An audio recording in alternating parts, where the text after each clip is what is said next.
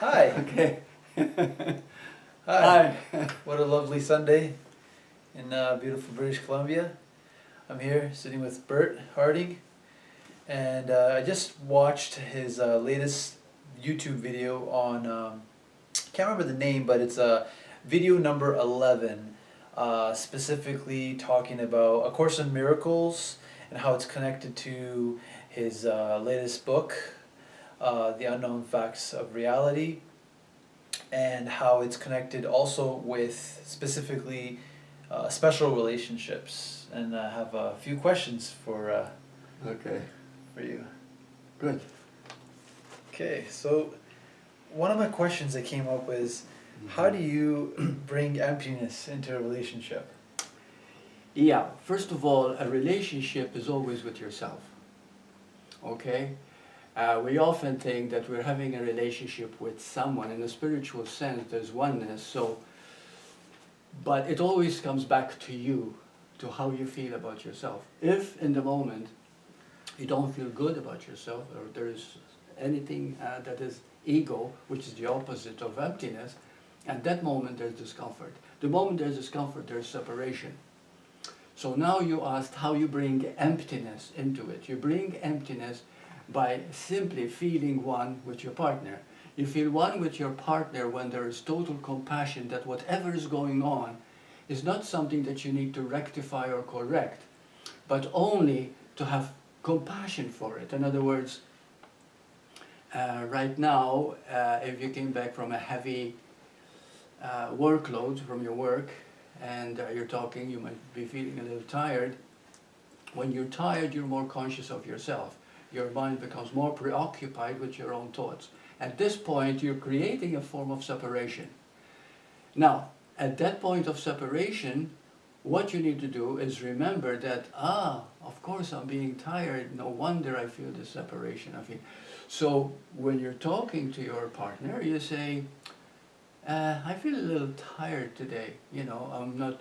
So by doing that, you bring more emptiness into you, because the moment you admit and acknowledge that there is something that's holding you from being full and complete with another, you bring it into awareness. The moment you bring it into awareness, which you don't blame yourself, you don't feel sorry for it, you don't feel guilty for it, you simply acknowledge what is. That brings emptiness in a relationship. I know I went a long time talking about it, but... Okay, I understand that. Is that clear with you? Yeah. Another question, kind of a second part question that came to mind is, when two people in a relationship are dealing with difficulties that's happening with each other, how do you bring compassion there when both people are needing compassion from each other? Okay, let's understand first one fact. Course in Miracles talks about that. A great percentage of relationships, in fact most of them, always start codependent. Okay? The reason I'm in a relationship with you, the man says to the woman and vice versa, whatever a relationship is because I need love. I need to be loved. The reason I need love is because somehow or other I don't feel complete within myself. I feel as if I'm lacking something. I feel as if I'm missing something. Okay? But by feeling loved, by being with you, I feel more complete. What we miss also is the fact that our partner is thinking the same thing. They wants to be with you because he also wants to feel complete. She wants that feeling of, here we are together when we are in love. It's so beautiful because I love myself more. So ultimately, in relationship, there isn't one loving another. There is always love. Love is a form of emptiness. For example, if I say I love you, and then you say I love you too, there is still that separation of me loving you, and vice versa.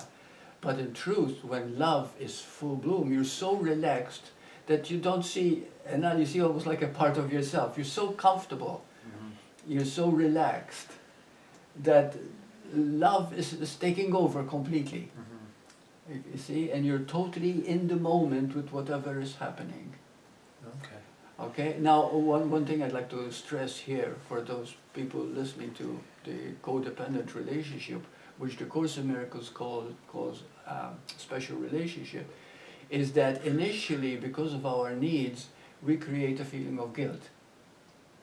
Guilt is a feeling that, again, I repeat, I don't feel complete, I feel like something is missing, there's a slight discomfort, I'm not in touch with it completely. That brings a fear, okay?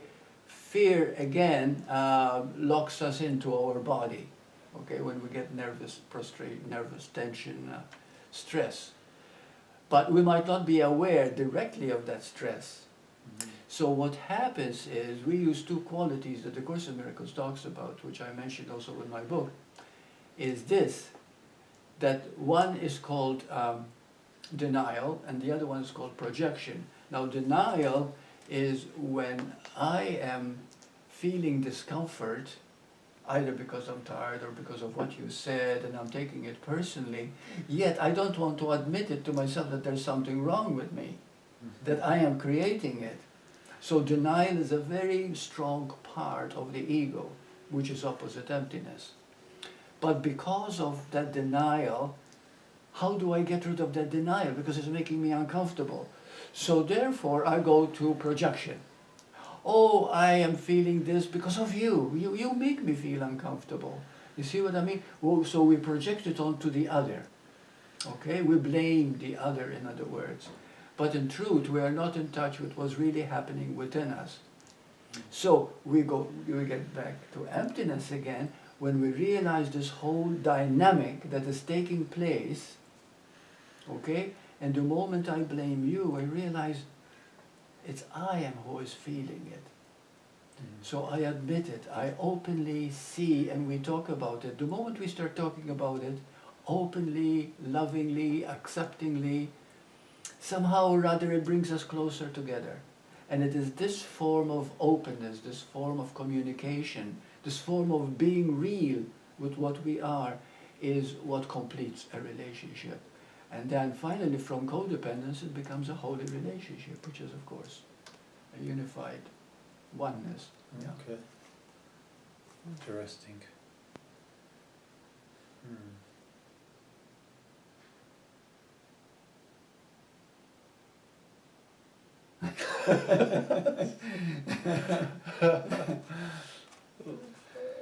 Was that clear to you? Yes. It was clear.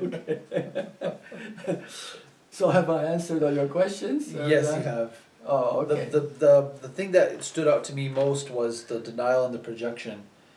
And is that sort of like a pendulum swing where does one lead to the other? Yes. Like the denial first, which is that also because you don't want to look at it. There's possibly, hey, it's not my fault of this. right. You want to blame the other. Right. And You then see how you therefore feel. it goes into projection. It goes into projection. And then it's exacerbate the whole situation. It makes it more difficult.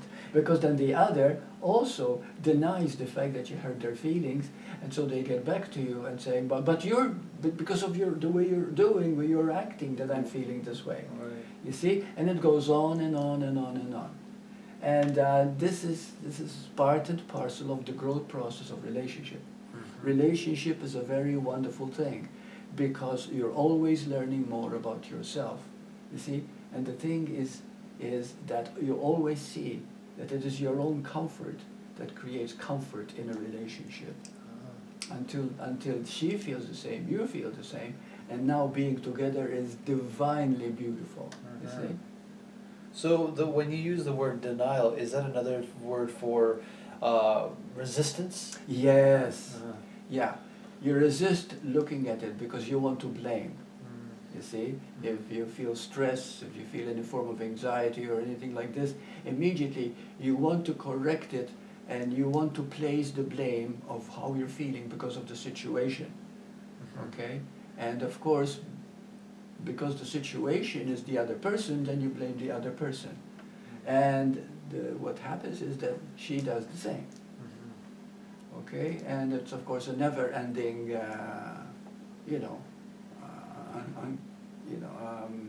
what do you say, codependent. Okay? I need you, you need me, and because of that, we don't want to admit it. So, I need you, but what I come out saying is, I want you to need me, you know, Yeah. so.